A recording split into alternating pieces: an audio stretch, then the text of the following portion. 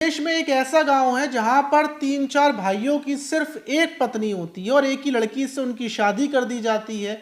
और शादी के बाद कभी कभी ये मसला फंस जाता है कि जब लड़की के बच्चा होता है तो कंफ्यूजन होता है कि आखिर ये लड़का कौन से वाले भाई का है, बड़े का या छोटे का या किसका। और फिर अगर 4 भाई हैं तो लड़की कब किसके पास कितने टाइम रहेगी और लड़की किसके पास रहना चाहती है, ये सारी चीज़ें कैसे सेलेक्ट होती हैं। और दूसरी चीज़ सबसे बड़ी बात कि आखिर 4-5 भाइयों के लिए सिर्फ एक लड़की से उनकी शादी क्यों की जाती है।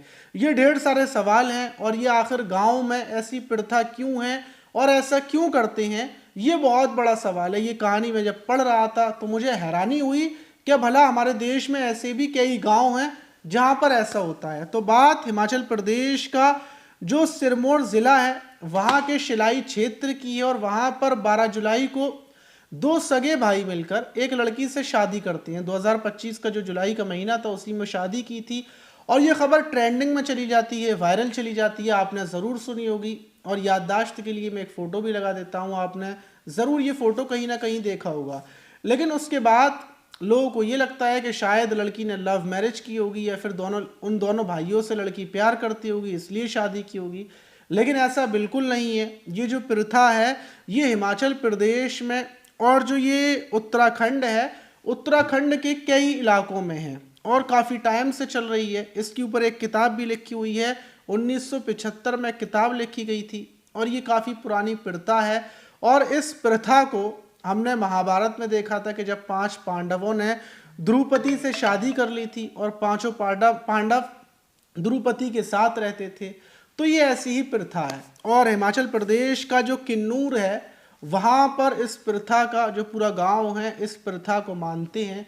और जब वहाँ पर मीडिया की कुछ टीम पहुँचती है और पता करती है कि मतलब अगर 4 भाई हैं तो एक लड़की से शादी कैसे होगी, तो गांव के लोग बताते हैं, मतलब वहाँ पर जाकर बताते हैं कि देखो 4 भाइयों की पहले एक लड़की से शादी इस वजह से की जाती है, क्या ये 4 भाई बड़े गरीब हैं, एक छोटी सी झोंपड़ी में रहते हैं, थोड़ा बहुत कमाते हैं। अब अगर इन चारों की शादी की जाएगी तो इन चारों को अलग अलग कमरा चाहिए, ये चारों को अलग अलग होना पड़ेगा, घर पूरे तरीके से टूट जाएगा।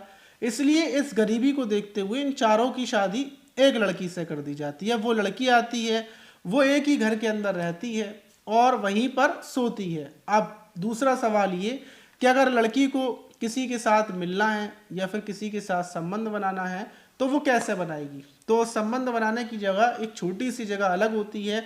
लड़की उसमें से जिसके साथ उसका मन चाहेगा अपने उस पति को उठाएगी और उसको लेकर चली जाएगी। लेकिन जो शादी होती है वो सबसे बड़े भाई के साथ होती है। मतलब ये नहीं है कि चारों भाइयों से शादी होगी, शादी सबसे बड़े भाई से होगी लेकिन वो रहेगी चारों के साथ।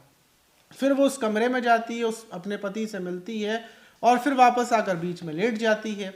अब अगर घर बड़ा है तो फिर ऐसा होता है कि एक दिन वो बड़े भाई के साथ रुकेगी, दूसरे दिन दूसरे भाई के साथ रुकेगी और जैसे वो 2 भाइयों के साथ रुक ली और उसमें सबसे छोटे का मन है कि अब वो मेरे साथ रुके, तो ऐसा होता है कि छोटा भाई आएगा और कमरे के बाहर अपने जूते और जो मोजे हैं उनको उतार कर रख जाएगा। जब वो आएगी तो वो देखेगी और वो समझ जाएगी। अब बात ये है कि अगर अब उसका मन होता है लड़की का, पत्नी का, कि उसको छोटे के साथ जाना है तो वो जाएगी, वरना वो नहीं जाएगी। और सबसे बड़ी बात इसमें यह भी है कि इसमें विवाद नहीं होता। जैसे 4 भाइयों ने एक लड़की से शादी की तो अगर बड़े वाले भाई ने अपनी पत्नी से लड़ाई बना ली कि तुम उसके पास गई थी या फिर तुमने मुझे खाना नहीं दिया, तुमने मेरा कहना नहीं माना, तो फिर वो उन तीनों के साथ रहेगी, वो उस चौथे के पास नहीं आएगी। और फिर चौथा वाला तो बेचारा बड़ा परेशान हो जाएगा क्योंकि वो ना उसके पास आएगी ना उससे बातचीत करेगी और उसकी मतलब फिल्म पूरे तरीके से कट जाएगी।